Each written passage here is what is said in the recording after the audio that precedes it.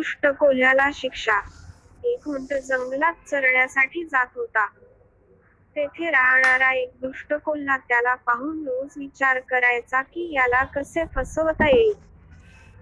एकदा त्याने उंटाला विचारले, काका, रोज गवत खाऊन तुम्हाला कंटाळा येत नाही का? उंट म्हणाला, बेटा, माझ्या नशिबात गवत खाणेच आहे. या जंगलात दुसरे काय उगवणार? तेव्हा कोल्हा म्हणाला, मी दररोज जवळच्याच एका शेतात जातो आणि तेथे गाजर, मुळा, काकडी, भोपळा खातो. तेथील भाज्या व फळे खूप रसाळ आणि ताजी असतात. उंटालाही अशी भाजी खावीशी वाटली व कोल्ह्याला त्याने तेथे नेण्यासाठी विनंती केली.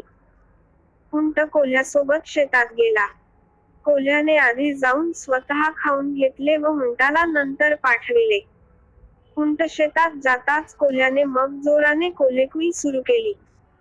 कोल्ह्याचा आवाज ऐकताच शेताचा मालक आणि त्याचे 4 गडी शेतात घुसले.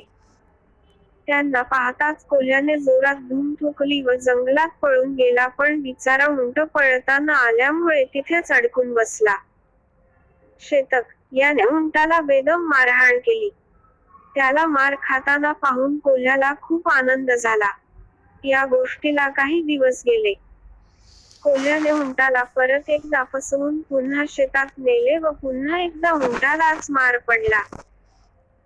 दरवेळी आपल्यालाच मार पडतो ही गोष्ट आता उंटाच्या लक्षात आली व त्याने कोल्ह्याची खोड मोडण्याचे ठरविले. काही दिवसांनी मोठा पाऊस झाला व जंगलामध्ये पाणीच पाणी झाले. चिखल आणि दलदलीमधून छोट्या प्राण्यांना बाहेर काढण्याची जबाबदारी सिंहाने उंटावर सोपविली. उंटाने सगळे प्राणी बाहेर नेऊन सुरक्षित ठिकाणी सोडले, मात्र जेव्हा कोल्ह्याची वेळ आली तेव्हा उंटाने मुद्दामच जास्त खोल पाण्यात नेऊन डुबकी मारली. कोल्हा पाण्यात बुडून मरण पावला. तात्पर्य: करावे तसे भरावे. जो जसा पेरतो तसेच फळ त्याला प्राप्त होते.